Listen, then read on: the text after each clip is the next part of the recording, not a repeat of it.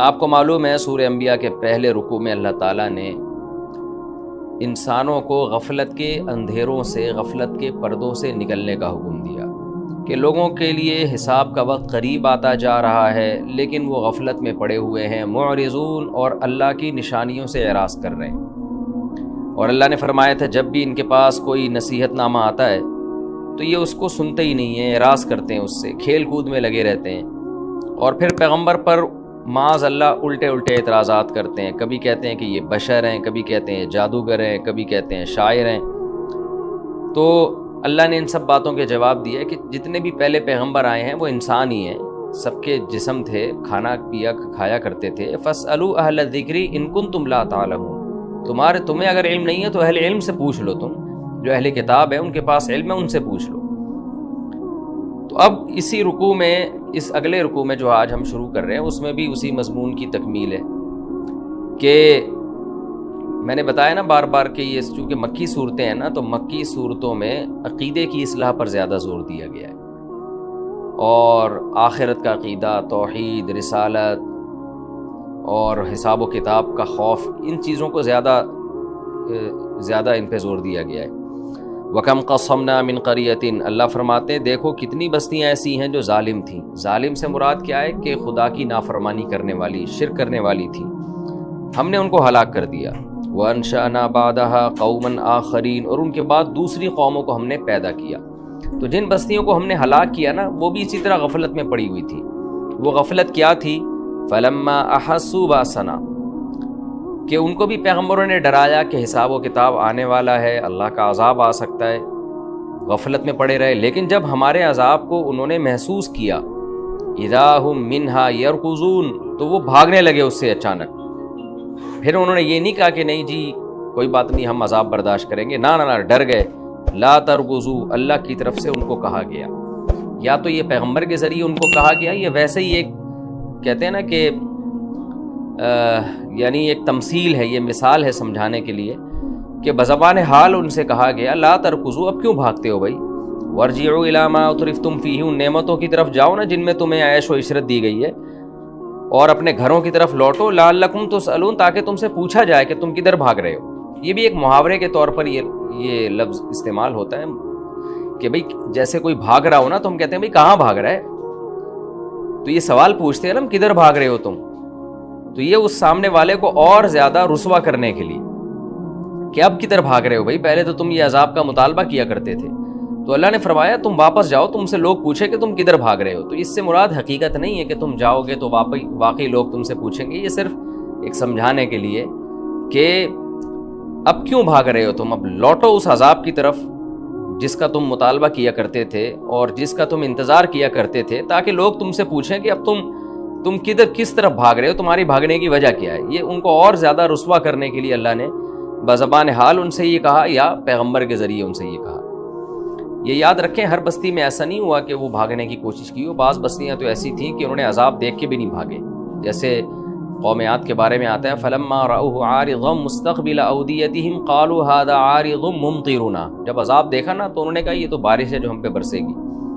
نوح علیہ السلام کی قوم میں جب نوح علیہ السلام کا بیٹا تو عذاب دیکھ کے بھی نہیں ڈرا تھا، کچھ قومیں ایسی تھیں جنہوں نے عذاب دیکھ کے بھاگنے کی کوشش کی، اور کچھ قوموں نے عذاب دیکھ کے بھی بھاگنے کی کوشش نہیں کی۔ قالوا یا ویلنا، وہ کہنے لگے ہائے ہماری بدبختی، انا کنا ظالمین، واقعی ہم تو بڑے ظالم تھے۔ فما زالت تلک دعواہم، اللہ کہتے ہیں ان کی یہ پکار مسلسل چلتی رہی، مسلسل وہ کہتے رہے ہائے ہم ظالم تھے، ہم نے توبہ کر لی، اللہ تو ہمیں معاف کر دے، یہ الفاظ ان کے کنٹینیو چلتے رہے، لیکن اللہ فرماتے ہیں ہمیں ان قوموں پہ ترس نہیں آیا۔ حتی جعلناہم حصیداً، ہم نے ان کو کٹی ہوئی کھیتی کی طرح بنا دیا۔ دو تشبیہات دی ہیں، ایک بجھی ہوئی آگ خامدین اور ایک کٹی ہوئی کھیتی۔ یہ بڑی زبردست تشبیہ ہے کہ کھیتی کٹنے سے پہلے بڑی لہلہا رہی ہوتی ہے، بڑی خوبصورت ایک گلشن ہوتا ہے، باغ ہوتا ہے، کٹنے کے بعد اجڑ جاتی ہے۔ اسی طرح آگ جلنے سے پہلے بڑے شعلے مار رہی ہوتی ہے، بڑا تکبر ہوتا ہے اس کے اندر، اور قریب بھی نہیں آنے دیتی کسی کو، ایسا لگتا ہے یہ کبھی اس کا روب اور اس کا جلال کبھی ختم ہی نہیں ہوگا، لیکن آپ ذرا سا پانی ڈالیں ایسے غائب جیسے کبھی تھی نہیں۔ تو اللہ نے دو تشبیہات دی ہیں کہ ایسے طاقتور لوگ تھے اور ایسی ترقی یافتہ قومیں تھیں کہ لگتا ہی نہیں تھا ان کو کوئی ختم کر سکتا ہے، لیکن ہم نے ایسے ختم کیا جیسے کھیتی راتوں رات غائب ہو جاتی ہے اور بھڑکتی ہوئی آگ اچانک صفائے ہستی سے مٹ جاتی ہے۔ تو ایسے ہم نے ان قوموں کو تباہ و برباد کیا، اور ان کی چیخ و پکار اور رونے دھونے پہ ہمیں ترس نہیں آیا۔ وما خلقنا السماء والارض وما بینہما لاعبین۔ سوال پیدا ہوتا ہے اللہ تو بستیوں کے ساتھ معاذ اللہ ایسے ظلم کیوں کرتا ہے جو دیکھنے میں ظلم لگے؟ ایسی ایسی بستیوں کو تو ہلاک کیوں کر دیتا ہے؟ تو اللہ کہتے ہیں تو تمہارے سوچنے کی بات ہے۔ اگر تم ہماری فرما برداری نہیں کرتے، ہماری اطاعت نہیں کرتے، تو اس کا مطلب ہے ہم نے زمین اور آسمان کو بیکار پیدا کیا ہے، صرف انجوائے کرنے کے لیے پیدا کیا ہے، تو تمہاری عقل پہ پردے پڑ گئے۔ تم سوچتے نہیں ہو کہ یہ ساری کائنات ہمارے لیے کیوں مسخر ہے، تو کوئی تمہارے بھی پیدائش کا تو کوئی مقصد ہوگا نا۔ یعنی جو باطل لوگ ہیں، نافرمان لوگ ہیں، وہ کیا سمجھتے ہیں کہ ہم کیوں پیدا ہوئے؟ وہ کہتے ہیں ہم انجوائے کرنے کے لیے پیدا ہوئے، یہ کائنات کیوں پیدا ہوئی؟ بس یہ ہماری خدمت کے لیے پیدا ہوئی ہے۔ تو اللہ کہتے ہیں یہ بس انٹرٹینمنٹ کے لیے میں نے اس کائنات کو بنایا، جو مرضی کرتے رہو۔ یعنی پیغمبر بھی آگے تمہیں سمجھا رہے ہیں کہ خدا کی نافرمانی چھوڑو، شرک چھوڑو، خدا کی غلامی کی طرف آؤ، اور تم کان دھرنے کے لیے تیار نہیں ہوتے۔ اگر کان دھرتے بھی ہو تو سیریس نہیں لیتے اس کو۔ پھر جب میں بستیوں کو الٹتا ہوں، ہلاک کرتا ہوں، تو تمہیں اشکال ہو رہا ہے کہ خدا کیسا ظالم ہے۔ تو اللہ کہتے ہیں اشکال تو ان لوگوں پہ ہونا چاہیے جو اس کائنات کی لذتوں سے فائدہ اٹھا رہے ہیں اور یہ سمجھ رہے ہیں کہ خدا نے اس کائنات کو بیکار پیدا کیا ہے، اشکال تو ان پہ ہونا چاہیے۔ تو یہ بہترین موقع پہ، بلاغت کے بہت اعلیٰ معیار پہ ہے یہ آیت کہ جس وقت اس آیت کو ہونا چاہیے تھا اللہ نے اسی وقت اس کا تذکرہ کیا کہ بستی کے ہلاک کرنے کے بعد اللہ نے کہا کہ وما خلقنا السماء والارض وما بینہما لاعبین، کہ ہم نے اس آسمانوں اور زمینوں کو کھیل تماشے کے لیے پیدا نہیں کیا ہے۔ اس کی مثال ایسے ہے نا جیسے آپ نے کسی پہ بہت زیادہ احسانات کیے، بہت آپ کا کوئی ملازم تھا، آپ نے اس کو بہت سارے پیسے دیے اور بہت زبردست پروٹوکول دے کے کوئی کام اس کے ذمے لگایا، تو وہ اس کام کو فوکس ہی نہیں کر رہا اور آپ کے دیے ہوئے پیسے سے عیاشی کر رہا ہے، سارے جو بینیفٹس کمپنی نے اس کو دیے ہیں ان سے فائدے اٹھا رہا ہے، وہ کام کو فوکس نہیں کر رہا۔ کمپنی نمائندہ بھیج رہی ہے بھائی آپ کو کام دیا گیا ہے، آپ اس کو فوکس کریں، اور بار بار اس کو سمجھایا جائے، وہ نہیں مان رہا ہو، تو اچانک ایک نوٹس آتا ہے بھائی آپ کو ہم نے کمپنی سے نکال دیا، اور پھر کمپنی اس کے بعد کیا کہتی ہے کہ تم یہ سمجھ رہے تھے کہ ہم نے تمہیں ابھی یہاں بیکار رکھا ہوا ہے، یہاں تمہیں تو فیسلٹیز مل رہی ہیں فضول کی مل رہی ہیں۔ تو قرآن کا بھی یہی انداز ہے کہ ہم نے ان بستیوں کو جو تباہ و برباد کیا، تو خوب سمجھ لو ہم نے آسمانوں اور زمینوں کو اور اس کے درمیان جو کچھ پیدا کیا بیکار پیدا نہیں کیا، اس کا کوئی مقصد ہے، اور وہ مقصد کیا ہے کہ لوگ اس کائنات کو دیکھ کر یقین کریں کہ اس کائنات کا کوئی بنانے والا ہے، یہ خود بخود نہیں بن سکتی، اور وہ اکیلا ہے، اس کے ساتھ کوئی شریک نہیں ہے، اور اس نے ہمارے ذمہ کچھ احکام لگائے ہیں، ہمیں اس کو راضی کر کے دنیا سے جانا ہے۔ اگر ہم راضی کیے بغیر گئے تو انجام اچھا نہیں ہوگا، ہم راضی کر کے گئے تو ہمارا انجام بہت اچھا ہوگا، جنت کی صورت میں ہمیں ایک بدلہ ملے گا۔ تو یہ تمام چیزوں کو ثابت کرنے کے لیے اس کائنات کو میں نے بنایا، جو اس کی اصل وجہ ہے۔ تم سمجھتے ہو کہ ویسے ہی بنا دیا تو اب جو مرضی کرتے پھرو، تو اللہ فرماتے ہیں کہ بل لو اردنا ان نتخذ لہوا، اگر ہم ارادہ کرتے نا کہ اس کائنات کو انٹرٹینمنٹ کے لیے بناتے، ایک کھیل تماشے کے لیے بناتے، لاتخذناہ من لدنا، تو ہم یہ کھیل تماشے کی چیز اپنی طرف سے بنا لیتے، کائنات کو بنانے کی ہمیں ضرورت نہیں تھی۔ ان کننا فاعلین، اگر ہم یہ کام کرتے، یعنی ہم نے تو یہ کام کرنا ہی نہیں۔ اللہ کو لہو و لعب اللہ کی شان کے خلاف ہے کہ وہ بیکار کوئی کام کرے، اس کو ٹائم پاس کرنے کے لیے کھیل تماشوں کی ضرورت نہیں ہے۔ یعنی فرضی مثال دی جا رہی ہے کہ اگر ہم ایسا کرتے بھی تو اتنی بڑی کائنات بنانے کی ہمیں ضرورت نہیں تھی، اور 20 طریقے تھے ہمارے پاس جو دل بہلانے کے ہوتے ہیں۔ اس کی مثال ہے جیسے کوئی بادشاہ کیا کرتا ہے، ایک بہت خوبصورت پروجیکٹ بناتا ہے اور فیسیلیٹیٹ کرتا ہے اپنے لوگوں کو، اور ایک مقصد ہوتا ہے اس کا کہ بھائی اپنے ملازمین کو جو ہے وہ بہت زیادہ میں سہولتیں دوں گا، اور پھر ان کے ذمہ کوئی کام لگاتا ہے، تو ملازمین یہ سمجھتے ہیں کہ بھائی یہ بادشاہ نے بس ویسے ہی تفریح کے لیے کیا ہے۔ تو بادشاہ کیا کہے گا، بھائی مجھے تفریح کے لیے ان چھوٹے کاموں کی ضرورت نہیں ہے، کیونکہ بادشاہ کے لیے تو یہ بہت چھوٹا کام ہے نا۔ تو بادشاہ کہے گا میں اگر مجھے تفریح کرنی ہوگی تو میرے پاس تفریح کے اور بہت سارے ذرائع ہیں۔ تو یہ کائنات اللہ کے لحاظ سے کچھ بھی نہیں ہے، اس کی کوئی 2 ٹکے کی حیثیت نہیں ہے۔ تو اللہ تعالیٰ کے اندر جو ذاتی کمالات ہیں وہ اتنے بڑے کمالات ہیں کہ کائنات تو ایک مچھر کے پر کے برابر بھی نہیں ہے۔ تو اللہ کہتا ہے میں پھر اس مادی چیز کو کیوں بناؤں گا اپنی انٹرٹینمنٹ کے لیے؟ یعنی صرف فرضی مثالیں ہیں، اس کا یہ مطلب ہرگز نہیں ہے کہ اللہ کو تفریح کی ضرورت ہے تو اللہ واقعی کوئی اور چیز بنا لیتا تفریح کے لیے۔ یہ تو ہمیں سمجھانے کے لیے، میں نے بتایا نا قرآن اللہ کا کلام ہے، لیکن چونکہ مخاطبین انسان ہیں تو اللہ تعالیٰ انسانوں کے محاوروں میں بات کرتے ہیں کہ وہ اس طرز پہ کلام کرتے ہیں جس طرز پہ کلام انسانوں کی سمجھ میں آئے۔ تو ان کننا فاعلین، اگر ہم ایسا کرتے، ظاہر ہے ہمیں اس کی ضرورت نہیں ہے، لیکن ہم کرتے بھی تو اس کائنات کو بنانے کی ضرورت نہیں تھی۔ آگے اللہ فرماتے ہیں بل نقذف بالحق علی الباطل، بلکہ بات اصل میں یہ ہے کہ ہم حق کو باطل پہ دے مارتے ہیں۔ یعنی ہم جب دلائل دیتے ہیں تو تمہارا جو باطل نظریہ ہے وہ نظریہ کیا ہے؟ شرک والا نظریہ، آخرت کے انکار والا نظریہ، اور یہ نظریہ کہ یہ کائنات ایویں ہی پیدا ہوئی ہے بس مزے اڑانے کے لیے۔ تو اللہ کہتے ہیں ان باطل نظریات پر جب حق مارتے ہیں تو فیدمغہ، ہمارا بیان کردہ حق اس باطل کا بھیجا باہر نکال دیتا ہے، یعنی اس کی ایسی کی تیسی کر دیتا ہے۔ یعنی قرآن کے دلائل کے سامنے کوئی دلیل ٹکتی نہیں ہے، قرآن جس انداز سے بیان دیتا ہے۔ فَإِذَا هُوَ زَاهِقٌ، اچانک وہ باطل غائب ہو جاتا ہے۔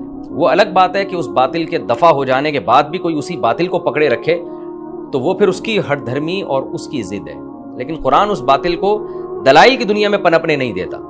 دلائل کی دنیا میں قرآن کا پلڑا بہت زیادہ غالب ہوتا ہے۔ تو کتنی زبردست دلیل دی ہے قرآن نے کہ تم یہ کہتے ہو کہ ہم نافرمانوں کو تباہ بھی نہ کریں، ان کو عذاب بھی نہ دیں، ان سے کوئی حساب و کتاب بھی نہ ہو، دنیا دنگا مستی ہو، 100 انسانوں کے قاتل بھی اس دنیا میں آئے ہیں، اور ماں باپ کو قتل کرنے والے بھی اس دنیا میں موجود ہیں، ظلم کرنے والے بھی اس دنیا میں موجود ہیں، خدا کو چھوڑ کر بتوں کی عبادت ہو رہی ہے، اپنے ہاتھ سے بت بناتے ہو، انہی کے سامنے جھکتے بھی ہو۔ خدا یہ سارے مناظر دیکھتا رہے اور تم اس خوش فہمیوں میں رہو کہ تمہیں کھلاتا بھی رہے، پلاتا بھی رہے، اور لائف کو انجوائے بھی کرتے رہو، ناچ گانے بھی کرتے رہو۔ تو اللہ کہتے ہیں اس کا مطلب میں تو کچھ بھی نہیں، میں تو ایسے ہی عرش پہ بیٹھا ہوا بس تفریح دیکھ رہا ہوں، تماشا دیکھ رہا ہوں، اور میں نے تماشے کے لیے اس کائنات کو پیدا کیا تھا۔ تو یہ تمہاری عقل خراب ہے، ہم نے تو دلائل کے انبار لگا دیے جس سے کوئی بھی ذی شعور آدمی، تھوڑی سی سینس رکھنے والا آدمی بھی کہے گا کہ نا نا نا نا، اتنی اندھیری اس کائنات میں نہیں ہے جتنی ہم نے سمجھ لی ہے۔ وَلَكُمُ الْوَيْلُ مِمَّا تَصِفُونَ، اللہ کہتے ہیں ہم نے تو دلائل کی دنیا میں باطل کا بھیجا باہر نکال دیا، لیکن تمہارے لیے تباہی ہے ان باتوں کی وجہ سے جو تم بیان کر رہے ہو۔ تم جو باتیں کر رہے ہو نا کہ خدا، کچھ لوگ انکار کر رہے ہیں خدا کا، کچھ خدا کے ساتھ دوسروں کو شریک کر رہے ہیں، کچھ خدا کو مانتے ہیں مگر خدا کی ماننے کے لیے تیار نہیں ہے اور اس پہ دلائل دے رہے ہیں، تو اللہ کہتے ہیں تم جو کچھ دلائل دے رہے ہو اس پہ تمہارے لیے تباہی ہے، اور اللہ جو دلائل دے رہا ہے اس سے باطل کا بھیجا نکال رہا ہے۔ وَلَهُ مَن فِي السَّمَاوَاتِ وَالْأَرْضِ، اور جو کچھ آسمانوں میں اور زمین میں ہے وہ سب اسی خدا کا ہے۔ وَمَنْ عِندَهُ، اور جو مخلوق اللہ کے پاس ہے جن کو فرشتے کہا جاتا ہے، لَا يَسْتَكْبِرُونَ عَنْ عِبَادَتِهِ، وہ تکبر نہیں کرتے اللہ کی عبادت سے، وَلَا يَسْتَحْسِرُونَ، اور نہ وہ تھکتے ہیں، کیونکہ قرآن کے اولین مخاطب مشرکین مکہ ہیں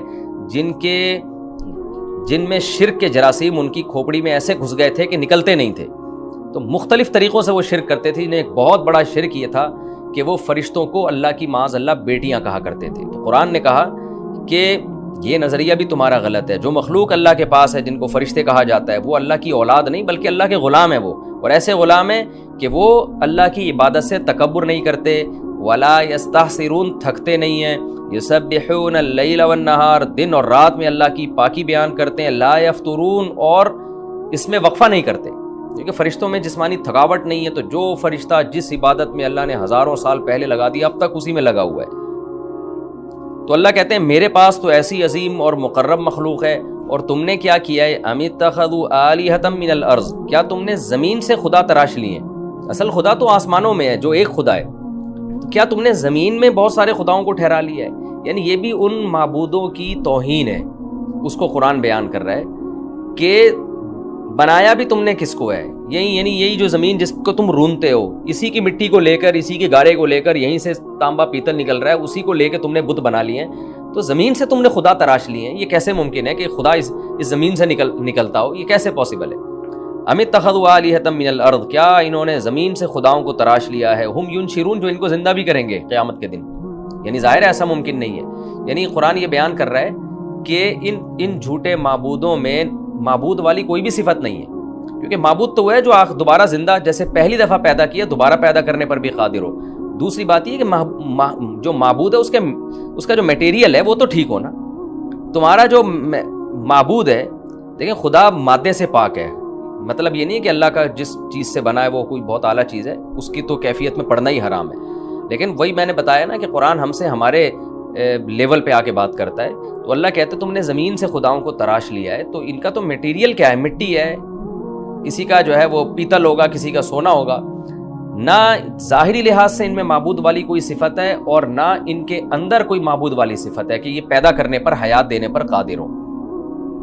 آگے اللہ فرماتے ہیں لو کان فیہما آلہۃ الا اللہ، تم نے تو زمین سے تراش لیے، فرض کرو آسمان میں بھی کسی کو تم نے خدا مانا ہوتا نا، تو اگر زمین اور آسمان میں اللہ کے سوا معبود ہوتے لفسدتا، تو یہ دونوں یعنی زمین اور آسمان تباہ و برباد ہو جاتے۔ کیوں؟ معبود اس کو کہتے ہیں جس کے اندر دو چیزیں ہوں، ایک اس کا علم کامل اور ایک اس کی طاقت اور قدرت کامل ہو۔ دو صفات جب تک کسی میں نہیں ہوں گی وہ اس قابل ہی نہیں ہے کہ اس کی عبادت کی جائے۔ تو ان دو صفات والے اگر دو خدا بھی ہوتے یا دو سے زیادہ ہوتے تو سب سے پہلے اس زمین اور آسمان کے نظام نے تباہ و برباد ہونا تھا، کیونکہ ایک خدا کی چاہت کچھ اور ہوتی، دوسرے کی کچھ اور ہوتی۔ ایسا ہو ہی نہیں سکتا کہ دونوں یا 10 20 30 خدا سارے ایٹ اے ٹائم ایک چیز پہ راضی ہوتے کہ سب کی یہ فیصلہ کہ بھئی یہی ہوگا، تو ایسا ہوتا نہیں ہے دنیا میں، ایسا نہیں ہوتا کہ دو حکمران ہو اور ملک صحیح چل پڑے، یہ ہو ہی نہیں سکتا۔ تو اللہ کہتے ہیں کہ ایک سے زیادہ اس کائنات میں اگر معبود ہوتے تو وہ سب لڑتے آپس میں اور سارا نظام کائنات تباہ و برباد ہو جاتا۔ ایک کہتا ہے یہ ہونا چاہیے، دوسرا کہتا ہے نہیں یہ ہونا چاہیے، تیسرا کہتا ہے نہیں یہ ہونا چاہیے، پھر آپس میں ان کی لڑائیاں ہوتی، جیسے ہم کہتے ہیں نا ملک میں سیاستدان آپس میں لڑ رہے ہیں اور ملک کا بیڑا غرق ہو رہا ہے، تو سیاستدانوں کی لڑائیاں اس نوعیت کی نہیں ہیں۔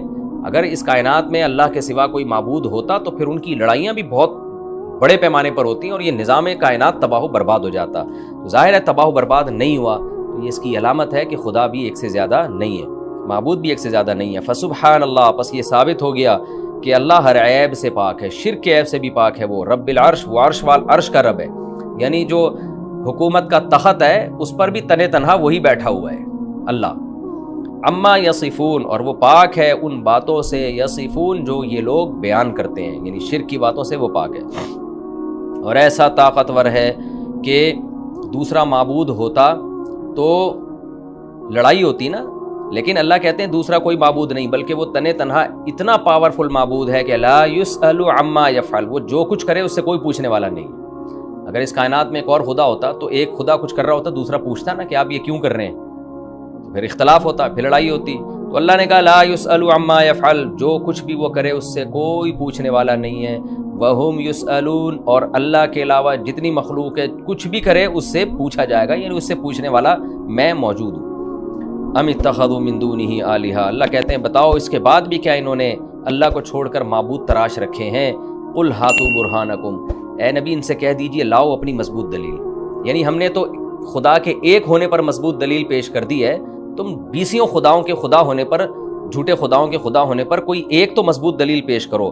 ظاہر ہے تم پیش نہیں کر سکتے، تو عقلی دلیل تو کوئی نہیں ہے تمہارے پاس، تو نقلی دلیل لے آؤ۔ نقلی دلیل کا مطلب یہ ہوتا ہے کہ پیچھے سے کوئی پیغمبروں کی خبر نقل ہوتی چلی آ رہی ہو، پیغمبروں نے کہا ہو کہ جی خدا کے علاوہ بھی معبود ہیں، کیونکہ دلیل خبر کو بھی کہتے ہیں نا، کہ آپ نے کوئی مستند ذریعے سے خبر سنی ہو، کسی سچے سے کوئی خبر سنی ہو۔ تو اللہ کہتے ہیں عقل سے تو ثابت کر دیا ہم نے کہ اس کائنات میں ایک سے زیادہ خدا ہوتا تو کائنات تباہ ہو جاتی۔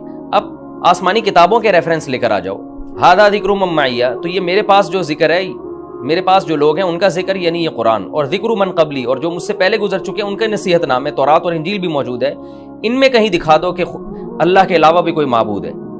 تو اللہ کہتے ہیں نہیں یہ لا سکتے، بل اکثرهم لا يعلمون الحق، ان میں سے اکثر لوگ حق کو جانتے نہیں ہیں، فہم معرضون، پس وہ لوگ اعراض کر رہے ہیں۔ یہاں جاننے سے مراد یہ ہے کہ جہالت میں، ہٹ دھرمی میں حق کو جاننے کی کوشش ہی نہیں کرتے، اس وجہ سے جاہل ہیں۔ یہ وہ کم علمی نہیں ہے جس کی وجہ سے انسان معذور ہوتا ہے، بلکہ ہٹ دھرمی والی کم علمی ہے کہ جاننا چاہتے ہی نہیں ہے۔ وما ارسلنا من قبلک من رسول الا نوحی الیہ انہ لا الہ الا انا فاعبدون۔ تو اللہ کہتے ہیں پچھلی آسمانی کتابیں دیکھو، اس میں بھی توحید ہی کا مضمون ہے۔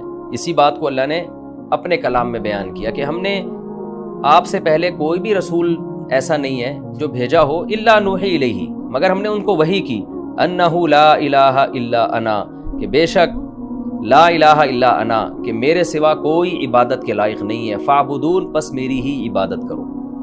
یعنی اللہ کہتے ہیں کہ مشرکین کے پاس عقل سے تو کوئی دلیل موجود نہیں ہے، پچھلی آسمانی کتابوں کے بھی ریفرنس نہیں ہے، کیونکہ یہ مضمون تو اتنا پکا ہے توحید کا کہ ہر پیغمبر آدم سے لے کے محمد صلی اللہ علیہ وسلم تک جتنے پیغمبر آئے، یہ چیز تو سب میں کامن تھی، سب سے زیادہ فوکس ہی اسی کو کیا انہوں نے کہ میرے سوا کوئی عبادت کے لائق نہیں ہے، اللہ کے سوا کوئی عبادت کے لائق نہیں ہے۔ جب عبادت کے لائق نہیں ہے تو پھر پریکٹیکلی بھی عبادت اسی کی کرنی ہے، صرف نظریاتی حد تک نہیں کہ ہم مانتے ہیں خدا ہے، کیونکہ مشرکین جب پھنستے تھے نا تو آ کے کہتے تھے اللہ تو ایک ہی ہے، پھر آج بھی مشرک جو ہیں وہ کیا کہتے ہیں؟ بھگوان ایک ہے. جیسے ہندو بھی کہتے ہیں بھگوان ایک ہے جو آسمانوں پہ ہے, اصل تو وہی ہے. جب اصل وہی ہے تو پھر ان کے سامنے کیوں جھک رہے ہو بھائی تم؟ پھر وہ تعویلات شروع کر دیتے ہیں کہ جی یوں ہے تو فلانا ہے. عیسائیوں سے جب پوچھو تو کہتے ہیں خدا ایک ہی ہے. پھر جب خدا ایک ہے تو عیسیٰ ابن مریم سے مدد کیوں مانگتے ہو؟ آج مسلمانوں میں جو شرک پھیل چکا ہے ان مشرکین سے پوچھو تو وہ بھی کہیں گے خدا ایک ہے. جب خدا ایک ہے تو پھر یا رسول اللہ مدد کیوں کہہ رہے ہو؟ اس لیے اللہ نے کہا کہ میں نے تمام پیغمبروں کو 2 باتوں کی وحی کی ہے. نمبر 1 یہ بھی بتائیں کہ میں معبود ہوں. نمبر 2 عملی طور پر بھی صرف مجھے کو پکارنا ہے, عبادت صرف میری ہوگی. یہ نہیں کہا جائے گا کہ خدا تو ایک ہے اور پھر یا رسول اللہ مدد بھی اور یا غوث آدم مدد بھی اور پھر قبروں کو سجدے بھی اور پھر بتوں کے سامنے سجدے بھی. یہ نہیں چلے, یہ نہیں ہوگا پھر. تو اللہ کہتے ہیں یہ مضمون تو اتنا واضح ہے توحید کا تمام پیغمبروں کو, تو اس لیے مشرکین سے کہا جا رہا ہے کہ تم اہل کتاب سے رابطہ کرو, تورات اور انجیل پڑھو تو تمہیں پتہ چلے گا. وقالوا اتخذ الرحمن ولدا. اب یہاں پر ایک اشکال ہو سکتا تھا کہ جی عیسائی تو کہتے ہیں کہ اللہ کی اولاد ہے اور قرآن کہہ رہا ہے کہ جی اہل کتاب سے پوچھو تو تمہیں بتائیں گے تورات اور انجیل کی آیات پڑھ کے کہ خدا اور معبود ایک ہی ہے. تو عیسائی تو کہتے ہیں کہ اللہ نے جو ہے وہ معاذ اللہ عیسیٰ ابن مریم اللہ کے بیٹے ہیں. تو قرآن اس کا جواب دے رہا ہے کہ وقالوا اتخذ الرحمن ولدا. یہ جو کچھ لوگ کہتے ہیں نا کہ رحمان نے کسی کو ولد ٹھہرا لیا, یہ جھوٹ بولتے ہیں. یہ انجیل اور تورات, یہ انجیل پر بہتان ہے, یہ بائبل پہ بہتان ہے, یہ تحریف شدہ بات ہے. اصل جو انجیل ہے یا اصل جو تورات ہے اس میں ایسی کوئی بات نہیں ہے. تمام پیغمبروں نے, عیسیٰ ابن مریم نے بھی یہی سمجھایا کہ عبادت کے لائق صرف ایک خدا ہے. لہذا جو عیسائی حقیقی معنی میں عیسائی ہیں جب وہ قرآن پڑھتے ہیں تو ان کی آنکھوں سے آنسو جاری ہو جاتے ہیں اور وہ کہتے ہیں یہ وہی کلام ہے جو عیسیٰ ابن مریم لے کر آئے. اس کا ذکر دوسری آیات میں قرآن نے کیا ہے. سبحانہ, اللہ کہتے ہیں وہ ہر عیب سے پاک ہے. بل عباد مکرمون, بلکہ یہ اللہ کے نیک بندے ہیں, یعنی جن کی طرف بھی اولاد کی نسبت کی گئی ہے. مشرکین نے کہا فرشتے اللہ کی بیٹیاں, عیسائیوں نے کہا عیسیٰ اللہ کے بیٹے معاذ اللہ. تو اللہ کہتے ہیں یہ سب کے سب بیٹے نہیں ہیں نہ بیٹیاں ہیں, بلکہ عباد اللہ کے بندے ہیں, غلام ہیں. مکرمون, لیکن ایسے غلام ہیں جن کو اللہ نے عزت دی ہے. تو ان کی عزت ہی سے لوگ دھوکے میں آ گئے اور کسی نے ان کا مقام بہت بلند کر دیا اور جنہوں نے انکار کیا انہوں نے ان کا مقام بہت گھٹا دیا. تو اللہ کہتے ہیں اللہ کے بندے مگر عزت دار لوگ, اور ایسے اللہ کے بندے کہ لا یسبقونہ بالقول, اللہ کے سے پہلے یہ کلام نہیں کر سکتے. ان کے دلوں میں اللہ کی خشیت, اللہ کا خوف اتنا ہے کہ اللہ کی بات سے پہلے کوئی بات نہیں کر سکتے. وہم بامرہ یعملون, اور جو بھی اللہ کا حکم ہے یہ اس پر عمل کرتے ہیں. اللہ کے نیک بندے ہیں یہ. یعلم ما بین ایدیہم وما خلفہم, اور یہ معبود نہیں ہے کیونکہ ان کا علم ناقص, علم صرف اللہ کا کامل ہے. وہ کیسے کامل؟ ما بین ایدیہم, جو کچھ ان کے پیچھے گزر چکا, جو ان کے بعد آنے والا ہے, اللہ کو سب علم ہے. ولا یشفعون, اور مشرکین ایک بات کہا کرتے تھے کہ شفاعت قہری, اور شرک والوں کی بھی شفاعت. وہ کہتے تھے ہم ان فرشتوں کی عبادت اس لیے کرتے ہیں قیامت کے دن ہماری سفارش کریں گے. عیسیٰ ابن مریم ہماری سفارش کریں گے, عیسائی کہتے ہیں. اللہ کہتے ہیں لا یشفعون, نہ یہ سب اللہ کے غلام ہیں. غلام کسی پہ جبر نہیں کر سکتا, غلام کسی پہ جبر نہیں کر سکتا. تو لہذا یہ اگر شفاعت کریں گے الا لمن ارتضی, اسی کی کریں گے جس پر چیز شفاعت پہ اللہ راضی ہو, یعنی جتنی سفارش پہ راضی ہو اور جس کے لیے راضی ہو بس اسی کی سفارش ہوگی. اور قرآن میں یہ مضمون جگہ جگہ اللہ نے بیان کر دیا کہ مشرک کے لیے سفارش کا دروازہ اللہ نے بند کر دیا ہے. وَهُم مِّن خَشْيَتِهِ مُشْفِقُونَ, اللہ کہتے ہیں یہ جبری شفاعت تو دور کی بات, یہ تو ہماری ہیبت سے ڈرتے ہیں, یہ تو ہماری پرمیشن کے بغیر شفاعت شروع نہیں کریں گے. تو تم کیسے امیدیں لگا کے بیٹھے ہو کہ ہم ان کی عبادت کریں گے تو یہ اللہ سے زبردستی بخشوا دیں گے ہمیں؟ یہ تمہاری بھول ہے. وَمَن يَقُلْ مِنْهُمْ إِنِّي إِلَٰهٌ مِّن دُونِهِ, اور اللہ فرماتے ہیں جن کو تم اللہ کے سوا معبود ٹھہراتے ہو, بزرگ ہونے کی وجہ سے, پیغمبر ہونے کی وجہ سے, اللہ کا مقرب ہونے کی وجہ سے, خود ان کی اپنی حالت یہ ہے جیسے فرشتوں کو تم کی عبادت کرتے ہو, عیسیٰ ابن مریم کی عبادت کرتے ہو, اور آج کے جو مشرکین ہیں وہ رسول اللہ صلی اللہ علیہ وسلم سے مدد مانگتے ہیں. تو یہ سب عبادت میں شامل ہے. تو اللہ کہتے ہیں جن کو تم نے معبود بنا لیا ہے عملی طور پر, ان کی خود کی حالت یہ ہے کہ ان میں سے اگر کسی نے خود اپنے آپ کو معبود ہونے کا دعویٰ کیا ہوتا نا تو ہم اس کو جہنم کی آگ میں ڈال دیتے. یہ تو سب نیک بندے تھے, یہ سب اللہ کی طرف تمہیں بلاتے رہے ہیں, یہ اپنی عبادت کی طرف تمہیں نہیں بلاتے رہے ہیں, یہ نہیں کہتے رہے ہمیں پکارو دعاؤں میں, یہ تو خود یہ کہتے رہے کہ اللہ کو پکارو. اگر ان میں سے کسی نے یہ کہا ہوتا کہ مدد کے لیے ہمیں پکارو, ہمارے سامنے سجدے کرو, ہماری عبادت کرو, تو ہم ان کو بھی جہنم میں ڈال دیتے. ظاہر ایسا ہے نہیں کہ یہ تو نیک لوگ ہیں, ایسا کرتے نہیں. تو قرآن ہمیں سمجھانے کے لیے بتا رہا ہے کہ میں نے جس کو نمائندہ بنا کے دنیا میں بھیجا تاکہ لوگوں کو مجھ سے ملائے, وہ اگر لوگوں کو اپنی ہی طرف بلانا شروع کر دے تو میں ان کو جہنم میں ڈال دیتا. یعنی یہ مضمون اتنا واضح ہے. یہ بالکل ایسے جیسے کسی ملک کا کوئی سفیر آیا ہو اور بجائے ملک کا پیغام لے کے ملک کی بات پہنچانے کے اپنی طرف لوگوں کو اپنا ایک نئی ریاست بنانا شروع کر دے, تو آپ سوچیں کہ وہ سفیر کے ساتھ کیا سزا دی جائے گی اس کو. تو اللہ نے کہا یہ فرشتے بھی ہمارے سفیر ہیں اور پیغمبر بھی ہمارے سفیر ہیں, ان کا کام یہ تھا کہ یہ انسانوں کی اور مخلوق کی عبادت سے نکال کے خدا کی عبادت کی طرف لے کر آئیں. تو اگر یہ لوگ اس پیغام میں سستی کرتے یا اس پیغام کو چینج کر کے لوگوں کو اپنی عبادت کی طرف لے کر آتے ہیں, لوگوں سے کہتے ہیں یا رسول اللہ مدد کہا کرو, یا عیسیٰ ابن مریم مدد کہا کرو, اور فلاں فرشتوں سے دعائیں مانگا کرو, تو اللہ کہتے ہیں فذالک, تو یہ ایسا شخص ہوتا کہ نجزیہ جہنم, ہم اس کو جہنم میں ڈال دیتے, ہمارا سفیر نہیں ہو سکتا تھا پھر. تو ظاہر ہے پیغمبر ان چیزوں سے پاک ہیں, وہ یہ کام نہیں کرتے, ہمیں سمجھانے کے لیے اللہ نے بتایا. فرمایا وَمَن يَقُلْ مِنْهُمْ, ان میں سے جو بھی یہ کہے گا انی الہ من دونہ, کہ اللہ کو چھوڑ کے مجھے معبود بنا لو, فَذَلِكَ نَجْزِيهِ جہنم, تو یہ وہ شخص ہوگا کہ ہم اس کو بدلے میں دیتے جہنم. كَذَلِكَ نَجْزِي الظَّالِمِينَ, ہم اسی طرح ظالموں کو برا بدلہ دیا کرتے ہیں. یہاں مشرک ایک ڈنڈی مارتے ہیں, وہ کہتے ہیں کہ یہ وعید اس کے لیے جو اللہ کے سے ہٹا کے اپنی عبادت پہ لگا رہا ہو. ہم تو یا رسول اللہ مدد بھی کہتے ہیں اور یا اللہ مدد بھی کہتے ہیں, اللہ کو چھوڑتے تھوڑی ہم. تو خوب سمجھ لیں, شرک کرنے والے کو اللہ یہ مانتا ہی نہیں کہ وہ اللہ کا ہے, یعنی جو اللہ کی عبادت بھی کر رہا ہے اور جو رسول کی عبادت بھی کر رہا ہے, تو اللہ کی نظر میں وہ اللہ کی عبادت سے ہٹ گیا ہے, کیونکہ شرک کے ساتھ کوئی عبادت قبول ہی نہیں ہے.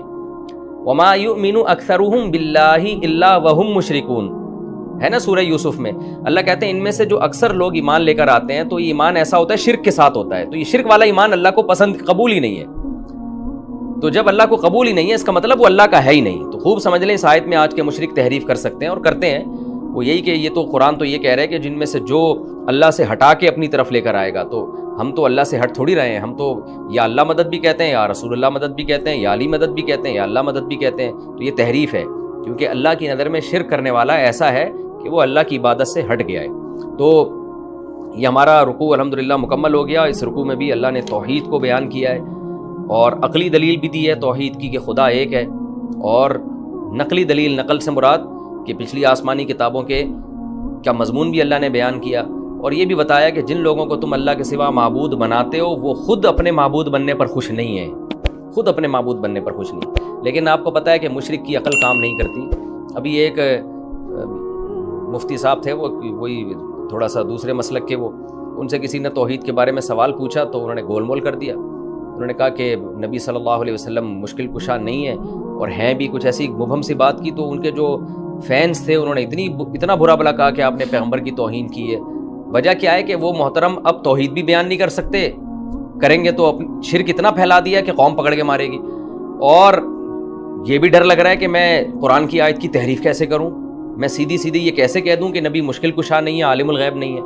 تو خود ان مذہبی اسکالرز نے, بعض جو مذہبی اسکالرز ہیں, انہوں نے شرک کو پروموٹ کر کے خود اپنے لیے عذاب کھڑا کر دیا ہے. اب نہ یہ توحید بیان کر سکتے ہیں, ان کی اپنی قوم ان کو نہیں چھوڑے گی, اور اب مجبور ہو گئے شرک ہی بیان کریں یہ بیٹھ کے. اور اب چونکہ جو سوشل میڈیا اتنا کھل چکا ہے نا کہ اب قرآن کی تفسیر اور درس قرآن کی جو دروس ہیں, ڈاکٹر اسرار احمد رحمۃ اللہ علیہ کے دروس کتنے الحمدللہ مقبول ہوئے. تو توحید کو اتنا زیادہ الحمدللہ سوشل میڈیا پہ ایکسپلین الحمدللہ کیا جا چکا ہے, ڈاکٹر ذاکر نائک کی طرف سے بھی اور بھی بہت سارے علماء کی طرف سے اتنے واعظ اور نصیحت ہیں کہ اب یہ جو مذہبی اسکالر جو شرک کو پھیلا رہے ہیں نا, ان کے لیے بڑی مشکلات کھڑی ہو گئی. تو اب نہ یہ توحید بیان کرنے کے قابل بچے, نہ شرک بیان کرنے کے قابل بچے. کاش یہ قرآن پہ رہتے شروع سے تو توحید ہی کو بیان کرتے رہتے, تو ان کے گرد وہی حلقہ آتا ہے جو توحید کو پسند کرتا ہے. اور جو بے وقوف احمق لوگ ہیں جنہیں جو ہے شرک پسند ہے, توحید سے ان کو نفرت ہے, وہ احمق لوگ جاتے ہیں ان گمراہ لوگوں کی طرف. تو میں اس بیچارے مذہبی اسکالر کے بارے میں سوچ رہا تھا کہ ترس آ رہا تھا کہ اس نے اپنے آپ کو کتنی مصیبت میں ڈال دیا ہے کہ شروع میں لوگوں کو بیوقوف بناتے رہے, شرک کو پروموٹ کرتے رہے غلط سلط تعویلات کر کے, اب میڈیا پہ بیٹھ کے یا ٹیلی ویژن میں بیٹھ کے نہ اس شرک کو اس طرح سے بیان کر سکتے ہیں. 20 لوگ پکڑ لیں گے, آپ کون سی آیت بیان کر رہے ہو بھائی, آپ تو قرآن کی تحریف کر رہے ہو. اور پھر اگر صحیح قرآن بیان کرتے ہیں تو اپنی عوام پکڑ کے مارے گی کہ ہمیں اتنے سال سے آپ بیوقوف بناتے رہے ہو, آپ کو ہم اسی نام پہ تو چندہ دیتے رہے. تو یہ بہت مشکلات میں اپنے آپ کو انہوں نے ڈال دیا. اس لیے شروع سے اہل حق کے ساتھ رہنا چاہیے انسان کو, اور شروع سے قرآن ہی کی دعوت پر مضبوطی سے قائم رہنا چاہیے. دائیں بائیں انسان ہوتا ہے تو اپنے لیے آزمائشیں کھڑی کر دیتا ہے. یہ رکوع ہمارا الحمدللہ کمپلیٹ ہو گیا, اور اللہ کا بڑا فضل ہے, جتنا شکر اس پہ ادا کیا جائے نا کم ہے. اللہ نے ہمیں توحید پرستوں کے گھروں میں پیدا کیا.